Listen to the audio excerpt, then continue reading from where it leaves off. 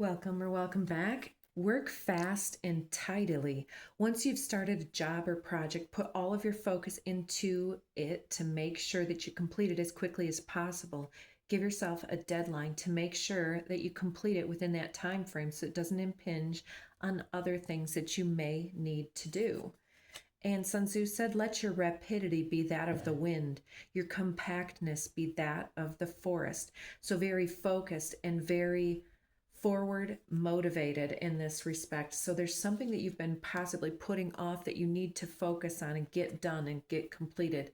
Number 80, if a country is governed wisely, its inhabitants will be content. They enjoy the labor of their hands and don't waste time inventing labor-saving machines. Since they dearly love their homes, they aren't interested in travel. There may be a few wagons and boats, but those don't go anywhere. There may be an arsenal of weapons, but nobody ever uses them. People enjoy their food, take pleasure in being with their families, spend weekends working in their gardens, delight in the doings of the neighborhood. And even though the next country is so close that people can hear its roosters crowing and its dogs barking, they're content to die of old age without ever having gone to see it. So it's talking about when you are in the flow of working fast and tidily and very determined, that time can really pass by while you're in that focused zone. So there's something that you need to focus on here very much. Number 10, can you coax your mind from its wandering and keep to the original oneness? Can you let your body become supple as a newborn child's? Can you cleanse your inner vision until you see nothing but the light? Can you love people and lead them without imposing your will? Can you deal with the most vital matters by letting events take their course? Can you step back from your own mind and thus understand all things? Giving birth and nourishing, having without possessing, acting with no expectations, leading and not trying to control. This is the supreme virtue. So staying in your innocence and staying in your focus, in your zone, is going to be this conduit for your passion and your insight from above to be grounded into this time and space, into the earth, giving birth, co-creating, and nourishing. And so having this skill, but without possessing it, without putting it around and saying, look what I've got, look what I've got. It's just doing. And take time to think. We had this one yesterday. How often are you alone during the course of a day and able to think through important decisions? And include the alone as your friends that belong in your phone, your social media friends.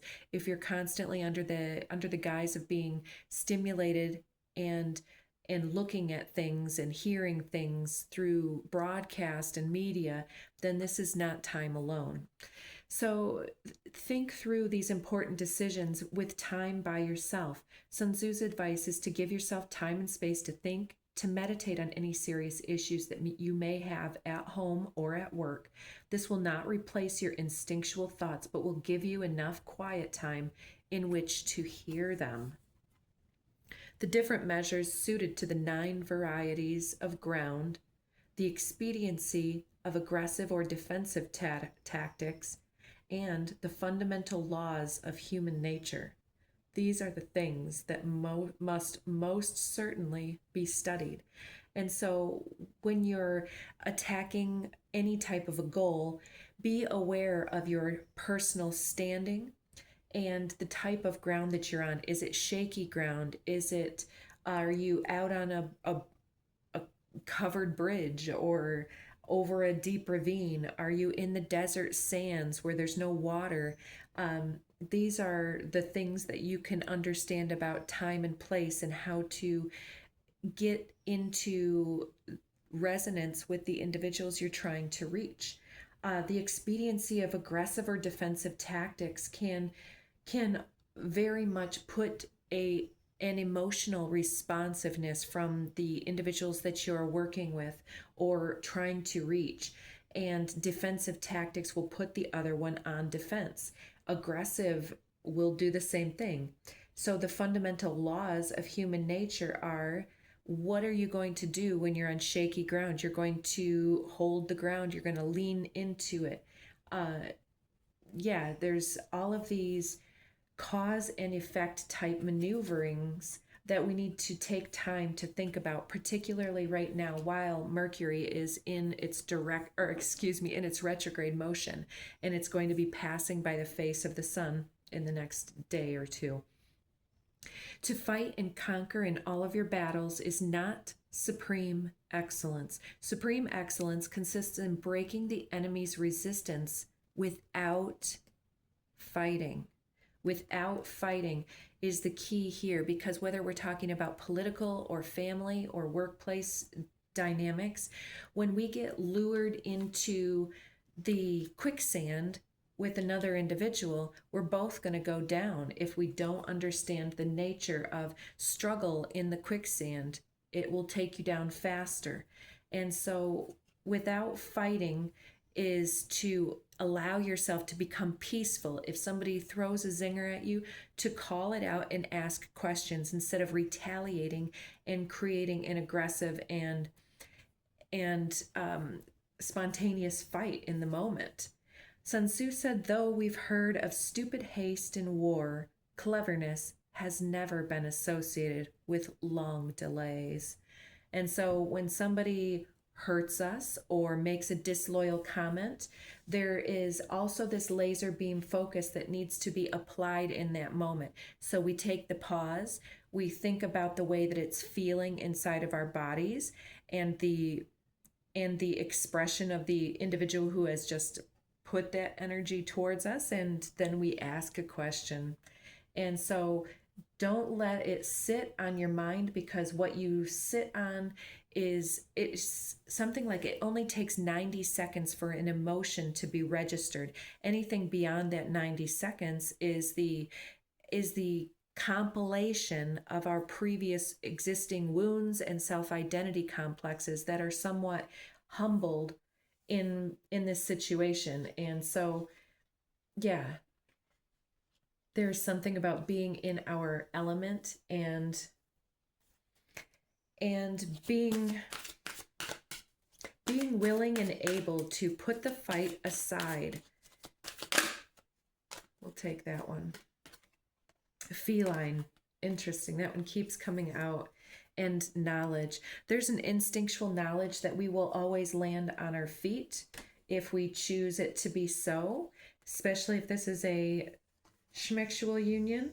Yeah, it could have come up that there's a partnership, a combination here that could be connected on, and it very much could be somebody who is a candidate for your romantic quest. And something about the knowledge level is different between the two of you.